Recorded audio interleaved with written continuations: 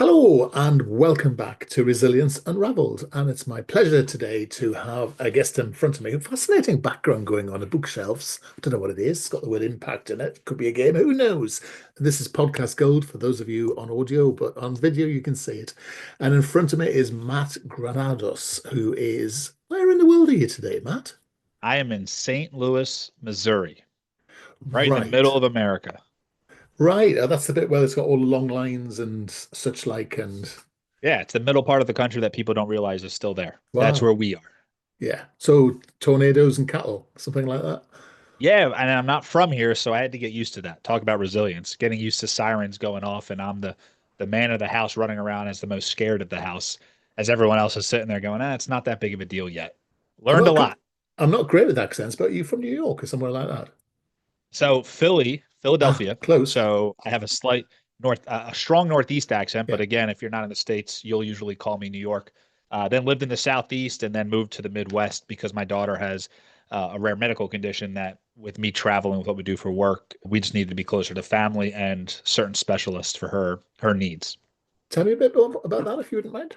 Yeah, so Natalie's my daughter. She's 8 years old today. Oh, Um, she has an extremely rare condition. It's called Pyrox D1. She's a 17th person to ever be diagnosed with it. It's a homogeneous mutation, which means I gave her a bad gene, my wife gave her a bad gene, and her body did what it could do with it, and it got this gene that has a deletion and a misspelling, and because of that, her muscles just don't work the way ours do. So she's been in a wheelchair her whole life. The common cold is extremely dangerous to her.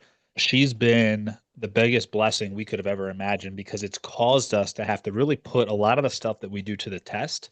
And when we're talking about the concept of resilience, you don't know if you have resilience till you're put to the test. yeah. Like It's a that's skill, when isn't it? so you can sit there and go, man, yeah, I have resilience. It's like when someone asks you what's your pain tolerance? I think it's a silly question because it all depends on it's all relative to what you've experienced. So I think I'm tough till I get hit hard enough and then I'm not tough anymore. Resilience, I think, is a similar thing. Is we all like to say we have it, but have we been put to the test to see really what it is? Mm. And fortunately, humans have the ability to be resilient, but our choices don't always go that route. No, yeah, I totally agree with you. And I think the thing is there are lots of people without enough resilience because they sort of dodge the risk, they dodge Yeah. the test, they dodge the punch in a funny Yeah. sort of way. And part of life is learning to face the challenges that life throws at you, isn't it? Yeah. And I kind of, it's like you're running a hurdles race in track and field, but you don't think the hurdles are necessary. Well, Yeah, that's the race. yeah. That is part of it. And that's where our company Life Pulse, we got our name from just that life pulse, the EKG. The EKG is, if you look at it, I always kind of talk, it's up and down, up and down, up and down. Everyone knows that image, but what does a flat line represent? And people go, oh, it represents death. And I go, no, it represents the absence of life. Yeah. So we need those ups and downs in order for us to experience this thing we called life. And I think you're right. A lot of people try to avoid it. And I'm not saying go seek it, but don't run from it if it's in front of you. Someone very wise once said to me that you only actually appreciate the good times because you have experienced the bad times. And I think that's really quite interesting. It's that perspective thing. And I mean, you must be, I don't want to put words in your mouth, but I can imagine that you are quite grateful for the skills that you've got and the life that you built because you've got someone in in your domain who isn't that lucky, who's been born with a genetic issue. And Yeah. you can sort of build that sort of gratitude and that sort of idea of a sort of sense of purpose from that, I guess. Yeah, we actually we talk about it in this concept of where the resilience comes from is seeing that fight and letting it shine, right? When Natalie, my daughter, rolls into a room, you see her fight. Yeah. We hide it. And we wonder why we can't connect with other individuals because I come on this podcast, I showered today, I got a collared shirt on, I got my lights on right. It doesn't always look like this, right? We're not No. having that conversation on a regular basis. And I think when we realize this concept of let your fight shine, and my wife came up with this topic that we live by, and our foundation we have actually, it's one of our taglines is let your fight shine, is that's where you see the resilience. And when you see others be resilient, gives you a desire to also be resilient. But are Yeah. you willing to go through what it takes to do that? A lot of people will sit there and go, man, I just wish I had just the peace that you all have with what you're dealing with your daughter. And I said, oh, well, you can, but it's going to take the experience that built that, and Yes. that suffering builds endurance, and that endurance builds peace, and that's what we're trying to focus on. So This is a great topic, and it's a hard topic, but it's a topic that is needed in order to live what I would call a fulfilled life. Yeah. And I think you're right. I think in businesses, organizations, we have people who, especially as they become leaders in large organizations, they become incredibly risk averse. It becomes that thing where you are fighting to hang on to what you've got, and you lose that sense of where are we going, that sense of ambition, that sense of drive, and all you're thinking about is I need to avoid making a career limiting decision. And I think Yeah. and then you lose hope and you lose, ambition, and and then you get burned out because actually you're not moving forward in a place. Yeah, I'm sure you see that all the time. Yeah, we call it the corporate shuffle. It's kind of like a hot potato. Yeah, Like issue comes my way. How I don't need to address the issue. I just need it off my desk. that's it. And it's a disaster. It's the way people, like you said, they burn out. And why is it we burn out? Is because we slow down and we think slowing down is a solution. And that's not necessarily the solution. Sometimes it is. Sometimes you're doing too much and we got to pull back. Yeah. But the reality of it is what we call bringing intentionality back to life. And when you bring intentionality and structure together, you get what we call a perpetual development. It's this kind of flywheel perspective. But Mm, the issue is when it comes to my daughter, when we run into stuff, I need to intentionally be resilient. I don't know if resilience is my natural default. I would probably, if I had to go through some of the studies that we've done and impact that we've had and research that we've had, we wrote a book called Motivate the Unmotivated. And I find that humans naturally, we are built physiologically to be lazy, yeah, lowest energy out, maximum input, right? Like how yeah, little can I do to get what I need and no more? That's yeah. why I don't have to think to breathe, right? My subconscious mind takes care of it. So if we think we are going to naturally be resilient, I don't think that's our default. Now, what causes me to be resilient is the value in the action. I need to be resilient for my daughter. I don't have an option. People are like, man, I can't believe you do what you do for your daughter. You would do the same thing. Mm, But like you would do the same. I can't believe what you did for the business. Well, if you put your whole life on it, you would work to make it work. And I think mm. that's the reality of I think, overestimate somebody else's resilience and we underestimate our own. And we don't realize that we need to be willing to experience the hardship to build that resilience in our life and in our business and in our family and in our cultures. It's also the case, I find, and I don't know what you think about this. It's interesting you brought up motivation. I always say motivation's a choice, and it's not about someone else motivating you. It's you motivate yourself, don't you? You choose to be the person you are.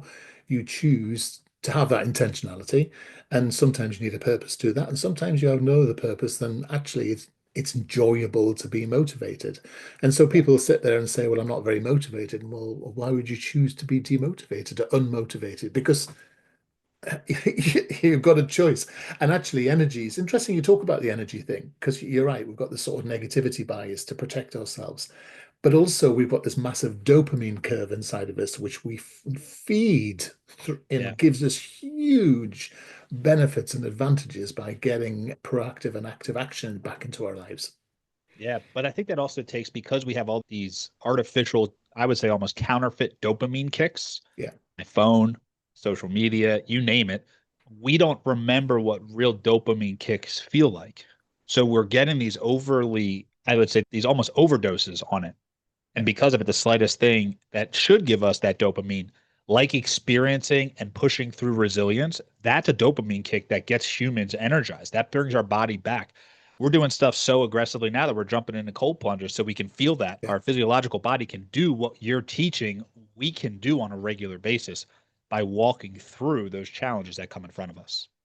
But it's fascinating, isn't it? And you often, in terms of parenting, you'll talk to parents who'll say things like, "Oh, I can't get my child to put their phone down." And I'm Yep. thinking, last time I looked, you were the parent. And he'll go to work and people will say, "Oh, I need to look at this email because I'm in a meeting. My boss might call and might this." Yeah. But hang on, these are all choices. And actually, most good leaders would rather you're doing your job rather than sitting waiting for their latest hot mess to descend on your shoulders. Yeah. And it's that thing, isn't it? We don't grow such strong adult cultures anymore. And I don't know if you have the same thing that's going on in the US, but we have a culture where this current generation potentially, and I know it's our generation's fault because we parented them, but Right. this Right. they seem so fragile, don't they? I think the U.S. started it. I mean, Probably. honestly, right? Like we're the forefront of that concept. But here's what I found. It is not because people aren't willing to do the work. It's because Mm, people don't value the work. mm, So if you're sitting there going, well, why don't they value the work? Because we've never explained the fact that the process, there is value in the process. I was working with an executive at Twitter, and he was actually from Ireland, but we were having a conversation. I said, hey, what was the biggest takeaway from us going through this process? And he goes, that's exactly it. He said, I've come so far in my corporate journey, I never valued the process. mm. I've only valued the end result. And because of that, when you hit the end result, you're let down because it's never that good. But if you value the process and the journey, I think it's Ernest Nightingale has a quote that success is the progressive realization of a worthy ideal. Yeah. That's what we look for. And no one's telling that generation of, hey, the hard work is what makes it worth it. My wife came to me one time and said I had no physical goals. That's what she said to me, right? And she wasn't making fun of me, but we do goal setting and we have a unique program on how we do it. And she's like, yeah, teach the other ones, but maybe just stay away from the physical goals. Like aren't really that exciting. And again, she was being loving about it. And I kind of took offense to it. And I said, you know what? I'm going to do the hardest thing possible. I'm going to Google what's the hardest physical thing to do. And this thing called an Ironman popped up. So I Yeah, signed that's up right. for the next one available a couple months from then. I never ran. I never swam. Last time I rode a bike was when I was a kid. And what happens was I tell people the reason the crossing the finish line of an Ironman is so valuable is because of the 10 to 17 hours of running, swimming, and biking before that. But it's also because of the 6 months before that of training, multiple hours, 10, 20 hours a week. If I didn't do all that, crossing that finish line means nothing. Yeah. It's not about the achievement, it's about the progressive realization. And that's where resilience gets valued. And that's why it's so needed. So, the younger generation, you had a great point, is you said they don't have anyone to look up to. Well, because what we've tried to do as the older generation is we've tried to jump and circumvent that part of the process. So now as AI comes in, the assumption is as long as I can just create, therefore it's good. It's like, yeah, but you didn't create, it created. Yeah. You just put your name on it. And there's going to Yeah. be less value in things because we aren't understanding the work that goes into it. It, Well, it that's it's interesting. a it's That's a dangerous interesting. place. Can I just leap in there? Because that's interesting. Because I don't know if it does create, but it does curate. And I Yeah, think that's this good. is the bit that we forget about social media. It's And very your good. point about work, I think, is brilliantly well made because we see evidence all the time. If you want to reduce depression, go to work. If you want to Yeah, improve health and well-being and a sense of purpose and a sense of community and improve your mental health, go to work. And being at work and, like as you say, enjoy the process of work. I mean, enjoy the socialization that comes from work. Enjoy the yeah, and this is the bit that people forget. Enjoyment's a choice. Happiness is a amen. choice. And you'll sit there going, I sit people meetings or presentations or such like. You must see this all the time, particularly in the UK, perhaps more than the US. But people sit there going, go on then, impress me. And you're going, hang on, you choose to be engaged. You're going to choose to get Yes. value. You'll have people sit there saying, right, I'm going to learn 20 things from this speech. And you Yeah, have the other ones going, come on then, what have you got? And you yeah, wonder why one person gets tons out of stuff. And yeah. it's an old-fashioned concept, but I think you're familiar. I think it's called learning. Yeah. Well, I say, who's responsible for learning, Yeah, the teacher or the student? And the answer is the correct. teacher's job is to teach. That's why they're Yeah, the teacher. I almost wish the word student was the learner. It's the yeah, student's job to take that information. And just like being wise is not a condition, it's a choice. Just like motivation is not a condition, it's a yeah, choice. Meaning, are you able to take knowledge, use it in the correct way at the correct time? If you can, you're now wise. That's a yeah, definition of wisdom. So this concept of like, well, it's just the way it is, and when people come in, to focus is a choice, right? I was diagnosed. I came up in the age where in America, anytime you couldn't pay attention for 6 minutes, you now have ADD. Like, and yeah, we're going to medicate. Like, it just made sense. Well, I learned very early on that if I just take these quizzes and tests and don't pay attention, I don't have to do the schoolwork as hard. yeah, So yeah, any letter I got on the end of my name gave me unfair grace, is what I would call it, that I could act like an idiot and I wouldn't get in trouble because, hey, he's got some issues going on. I just wasn't a good focuser. I used to always tell people I'm a bad test taker. Turns out I'm not a bad test taker. I'm a bad studier. yeah, If I study, I can take the test well. yeah, And the issue is we accept these lies and we've accepted status quo as the bar. And we brought that bar so low down that if I'm not bad, I default as good. And yeah. that's not a logical statement. No, you If you're should be not the other way bad, around. you're Mm. just not bad. That And doesn't mean you're good. And here's the other thing you see, for some people, the using the word bad is like they're going to have a little hissy fit around it, isn't it? And it's, and I know we're not trying to talk tough here, but we are trying to talk about an adult culture. Now, I'm a real believer in culture and organizations, and I believe that you have the one you've got unless you design the one that you want. But I mean, you might have a different view to me on that. No, I say you need to direct it versus accept it. So Yeah, very similar to that. But what I've come to find is how do you correct culture? It's you correct character. It's not about addressing the organization. It's about addressing the individuals. yeah, So when we first started our company and we went out and started dealing with some of these large companies who have what you would think is an amazing work-life balance culture, and they're ones that have started trends. And what I've come to realize was the issue wasn't the fact that the company wasn't doing enough for the people. The issue was the people weren't held accountable, and there that's was it. no accountability, and there was no. It was almost like we were enabling versus equipping. So Yeah. what we come in and do when it comes to this concept of resilience and why employees step up when you do this, and people step up, kids will step up, your spouse will step up when we hold people to proper expectations. And that's the thing that I think we've lost was almost everything's excusable. And we've learned to like accept the excuse and I go, okay, I'm okay with putting it as a reason. That's the reason we didn't do something. But don't confuse that with a valid excuse. And we're so quick to not want to work through things. That's why husbands and wives drift apart. That's why kids and families and parents drift apart. That's why organizations and culture fall apart because there's no alignment. Because alignment requires a constant and a standard. So in companies and individuals and marriages, you name it. I don't care whether I'm coaching one-on-one executive or I'm working with an entire organization.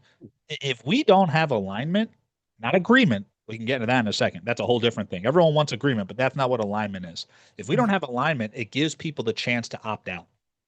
And if you But have a chance to opt out, most people will take that because, like I said, humans naturally will go with the easiest route.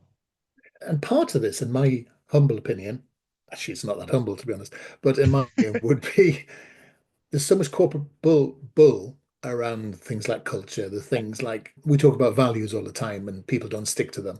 Yeah. We've probably nicked them from another organization because we did values are for me they're total baloney because it's all about behaviors and standards. You might have been surprised to know Right. psychological contracts and all those things along those lines. This is what we expect, and this is what we're going to give, and this is what we're going to get back, and you're accountable for this, and we're accountable because that's the deal for working here. And I think the trouble is, there's a sort of myth of leadership that's grown up over the course of the last 20 years about the servant leader. There's this leader, there's that leader. People have really forgotten what leadership is actually for. And people Yeah. people pretend it's somehow some soft, gooey thing, and it really isn't. And I think this is part of the untruths that people in your organization can read through, see through, and then be surprised when they don't buy into the next thing you say, because so much of it's just based on lies. Well, and where the value concept, because I think values are extremely valuable when they're valued. What they're not valuable is what you're saying, where it's like, here are our core values. And it's like, that's not a core value of yours. You're not living up to that. You're not expressing that. And I always tell people values are only as valuable as they're valued. So like Mm. you can't push values on people. There's a great book about Ben Franklin called The 13th Value, where a mentor of his was like, Ben, you forgot humble on your list of values. And then he checked off all the values that he lived out.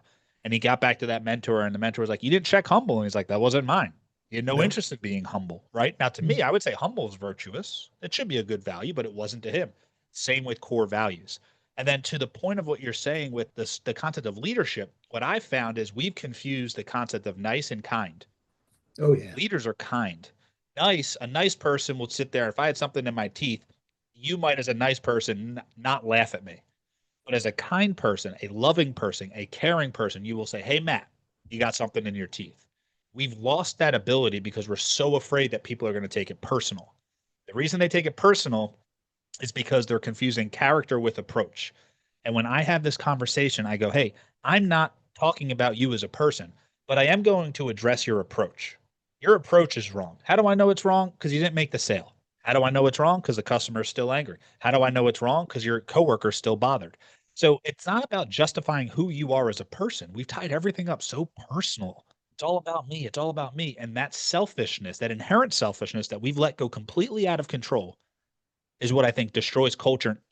I'm not just talking at companies. I'm talking in countries. I'm Oh yeah. talking in the world. It's the But same but selfish focus. but it's a couple of things to add on to that, I think.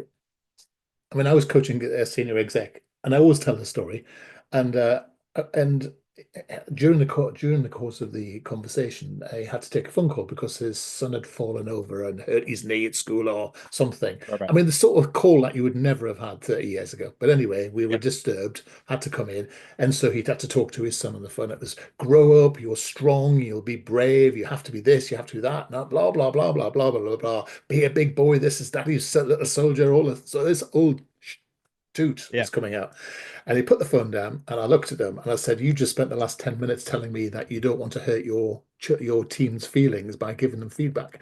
You're treating Good. your son like an adult and your teams like children. And I think what we have in this new cultural world is that we, by treating people's opinions and feelings as facts, that we've built a child culture. And Amen. a question I always ask in any leadership program is, do you prefer to be liked or respected? And I think that question in different cultures is fascinating. And loads of people lie and say, "Oh, Yeah. I like to be respected." And then you just point out the last 20 things you've done and say, you prefer to be liked. And now you have the kryptonite of being at the Yeah. behest of every single person because you're terrified to be unpopular. And I think it's do I want to be liked or do I want to be honest? Yeah, that And I too. think if we were more honest and less opinionated, we would have a better relationship with other Yeah, people. And that's the part it's heartbreaking because you go into these companies and people have great intentions, but they don't have a system that combines intention with structure to get the desired results that you want. yeah, And that's the issue. And we think we can be, self awareness is a big issue, right? yeah, People aren't aware. But then what comes of that is proper regulation. People become self aware, then they try to self regulate. The self part's the issue. So, what are the systems we're putting in place to protect ourselves from making the same mistake? And I think that, that's where the question is are you willing to work through the mud to hit the concept of resilience? And are you willing to focus on it? My daughter has to be resilient every single day. yeah, She's at a point now where it's hard for her to lift her arms up, right? yeah, She's fully mentally there. So she is experiencing everything, just can't experience yeah, anything. And it's an amazing reminder that I'm blessed with every single day of what I get to do, what I can do, the gratitude that I should have. But here's the part that's so interesting. I was sitting there with her the other day, and she has trouble. She can't pull the blanket up when she's sleeping. So at night, some nights she's up every 30 minutes just trying to get comfortable, which means I'm up every 30 minutes or my wife's up every 30 minutes. And we're sitting on a Sunday night and she's on the couch and she goes, Daddy, can I have a hug? Which is super sweet, but it's also so heartbreaking because yeah. she can't just come give me a hug, right? If she's on the couch, she's there till we move her. And she looks at me and as I hug her, I could feel her crying. And I go, Nat, I go, what's wrong? And she goes, Daddy, she goes, I'm so sorry. This is so hard for you. I'm like, hard for me? Mm, What do you mean? Like, I'm Superman. You can't read through this mask of strength. Of course, this isn't hard for me. And she goes, no, I can tell it's hard from you by the way you tell me to wait. And you sit there and you see a person like her who has all the reasons to be a victim. But the only reason she would ever become a victim is because somebody tells her yeah, she is. yeah, She is as joyful as you can believe. She yeah, loves life. She is so grateful for the life she has. She loves meeting people. She loves everything. She'd like to be able to go on the mulch and play with her friends at recess. That would be very exciting for her. She's also not ignorant. She'd like to be able to walk and use her arms and use her. She'd love all that stuff. But of the course. level of resilience that someone like that goes through, and we sit there and go, oh man, how does she do that? She chooses to. Mhm. It's a choice, Absolutely. not a condition. Her physical ailment, that's a condition. Of Her course. mindset, that's her choice. And I get reminded of that almost every time I see her, every time I see her brothers, right? We have a 6 year old who, when the ambulance comes, his job is to go get the door for the fireman. At 6. Now, is that something I think every 6 year old should do? No. But I could tell you, my son's ability to handle some of the things that he's going to have to handle in life Yeah, is going to give him a massive competitive edge. yeah, My wife's ability to handle her plus 3 kids when I'm traveling is amazing. It's giving her the ability to be uniquely equipped to pour into others in ways that we never thought we'd be able to pour into others. yeah. So it's just a powerful reminder every time you see someone and reminding them that resilience is a choice.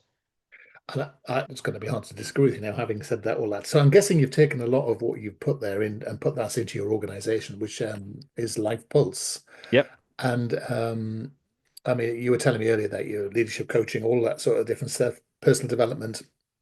It Yep. sounds like you and I are cut from the same cloth here, but tell us a bit about the company and what it is that you do.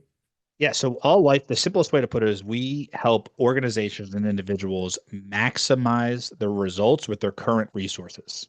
The average person's only about 40% effective in what they're doing from capacity. So we help people get to 60 to 80%. So without changing anything, without buying new software, doing anything too crazy, changing your lifestyle very much, you can actually double your output, we found. So we found that we do that all by systems and scalable solutions. So we could do it with individuals one on one. Our largest client has 75,000 employees. So it doesn't matter the size of it. What we realized was we had our first system, which was our LP planner. It's a 9-part planning system throughout the week to get your kind of experience fulfillment every single week. We had that built out. It wasn't until we had to leverage building the business, running our foundation, and being in the ICU with my daughter. And I'll never forget my first keynote that I did in the ICU because I couldn't fly to where I was supposed to be. Mm, And in that, I realized that this system has the perfect amount of structure and flexibility.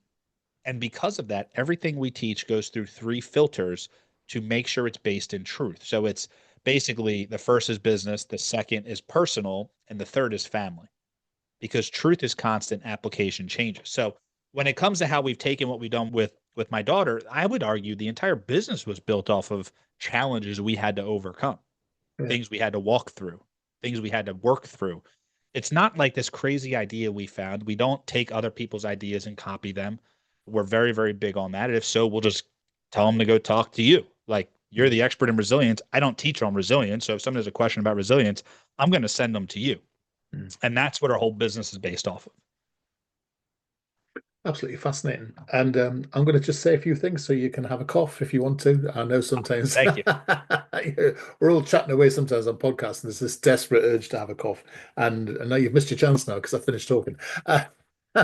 So you're coaching, your leadership, you're talking, you're producing resources and such like. But one of the things I was very taken with, and I suppose you could call it podcasting or whatever, but you've got these weekly wisdom things, which I always think are quite interesting. And the things we give away sometimes say more about us than the Yeah. things we sell. So what was the motivation behind that? Wisdom is, like I said, using the correct knowledge in the correct way at the correct time. And I've met a lot of people who would call someone else wise, but they wouldn't recognize themselves as wise. And what we challenge our clients to do is we say, hey, we're going to give you these weekly wisdoms for free. But if you want to make your own up, just think about what happened last week. What did you experience? And how are you going to learn from that? We call it Mm, learning with implementation in mind. We give a lot of things away for free. And part of the reason why is we aren't selling just a product, we're selling a method. It's a completely different way of thinking. So, yeah, we use products to do that. We use solutions and we use tools to make that a reality. And again, take that intention and put that to an actual structure. But the weekly wisdom came from how do we stay in touch with people on a weekly basis, right? Because we have coaching clients, one on one executives, we have companies that bring us in and we coach their entire leadership team as a group, sometimes as one on one. We have an optimal performance coaching community, which is a community based coaching. We have all these different people that we work with, plus individuals who just buy the planner who aren't part of our coaching. And we wanted to find a way to bring everybody together and get kind of a reset every single week. And that's mm, what the weekly wisdoms are. So where do they come from? They come from experience, but it's mm, also in a way to train people of, hey, this happened to me 2 weeks ago. I'm going to make something of it. A great wisdom to look for: working with your spouse. How'd that work last week? Did it mm. not work? Change something. That's the focus of the weekly wisdom and all the stuff that we get. Again, if you go on our website, we give a ton of stuff away. I'll put a link to a specific website if you want, where it's lifepulseinc.com/RU is what we'll do. And we'll put together some of the resources I think will help with resilience, if that would be beneficial, that people could check out. I want to ask you a really trite and utterly predictable question. Okay. Your wisdom things, which is your favorite? The goal is not to get everything done, is to get the right thing done. Okay. That would Yeah. be my favorite one. We have about 700 of them. So that would be my favorite one. Can I give you a second favorite one? Is Oh, that yeah, reasonable? absolutely. Is bridging the gap, and everything we do is based on gaps, performance gaps, and how do Yeah. we bridge the gap? But is bridging the gap from personal to professional and vice versa. One of the Mm. things we always tell people is you're a person offering a professional service, not a professional trying to be a person.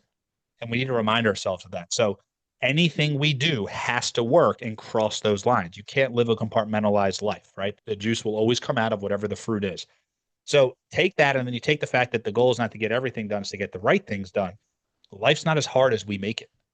We just need to be intentional about it. And intentionality is the catalyst to fulfillment. And if we had humans who would focus on intentionality, bring that back to life, tie a system into it so they can continue being intentional, they're going to experience fulfillment. And if more people felt fulfilled, they'd be a lot more enjoyable to be around in the business So, world and in so let me, personal life. I totally agree. Damn, that's terrible. I'm not arguing with you enough, so forgive me.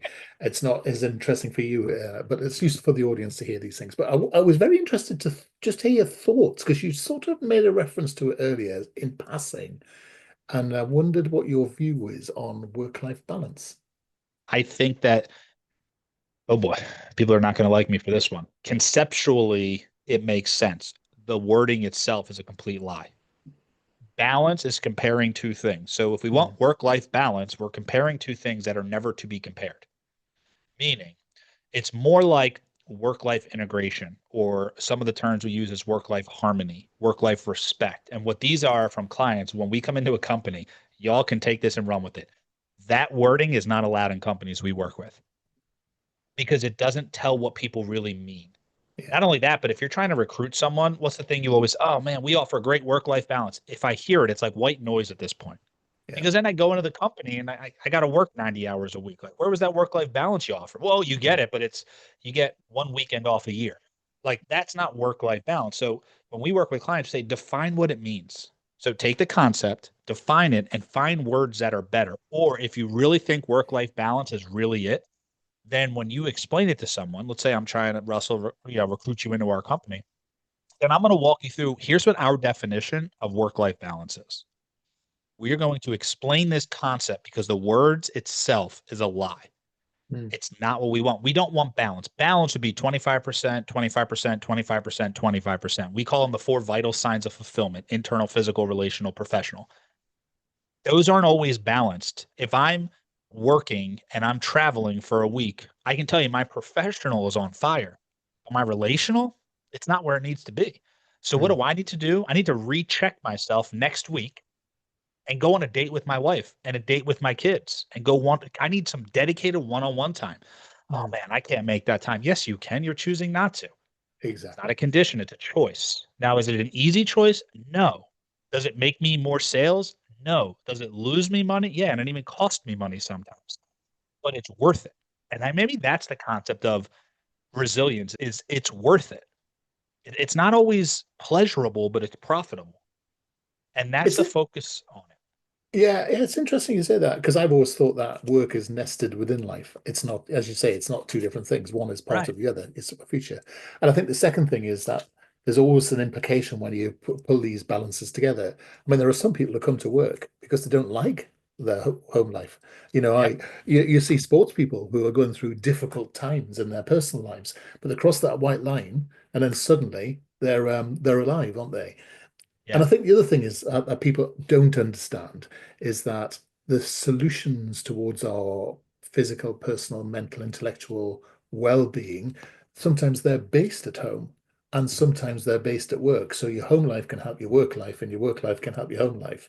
And people Yes. forget that and they don't understand, well, how does that this technique I use with my wife, for example, when we're thinking about a relationship, how do I use that at work with my team? And we don't think as an integrated human being about the life we're living, we're sort of creating something that's irrelevant because we're so desperate to say, oh, we can't be working when we're at home and all that sort of stuff. But it's rubbish because of course we're thinking about work when we're at home, and often we're thinking about home when we're at work.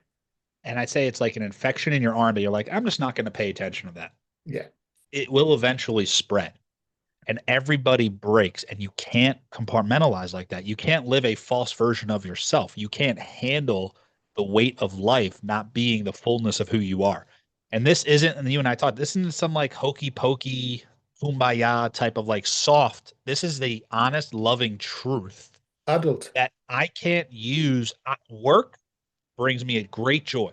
Yeah. And if I get into an argument with my wife, Maria, I could bury myself in work and I'd be okay, but I wouldn't be okay.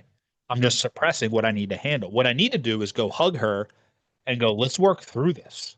This is painful. I'm not happy. You're not happy. This is not fun. You don't want to talk to me. I don't want to talk to you, but we're going to work through this because it needs to happen. And what did we Same say with work. earlier? What did we say earlier? What did you say earlier? Is that work is enjoyable. So that process of working through that relationship rebuild with your parent, with your spouse or your parents or whatever your Yep. kids, it's there for a reason. It's there to enjoy because, as you say, if you never have those difficulties, you're never living an interesting life. Matt, I've suddenly realized the time, and I need to be more respectful of your time. So I'm going to have Oh, to pull us to a close, sadly, because otherwise people are just going to be saying these two are in codes, just agreeing with each other. So your business is lifepulseinc.com, and it's worth having a good look at because actually there's quite a lot of really funky stuff on there. How else do you like to be contacted, if at all? just go to lifepulseinc.com/RU and I'll put some stuff up there from what we talked about. And then you can go on any of our socials at Life Pulse Inc. is all of our socials and message us, contact us, let us know how we can help. We offer free options and free customization to solve problems. We give tools away for free because again, our goal is not necessarily to get products in your hands, but it's to change the paradigm and the methodology and how you approach it. And we'll also give access to that free LP methodology ebook on that site too, if that's something that your people are listening to. But our goal is to share what Fantastic. we've been given, and we're grateful for you having us on and letting us have this is a great conversation. Super interesting. Matt, it's been my favorite conversation this hour. It has to be said. That's terribly, terribly demeaning British thing to say. I don't really mean that. Oh, It's been fantastic. Thank you so much for spending time with us today. It's been a joy. thank you. Appreciate it. You, you take care.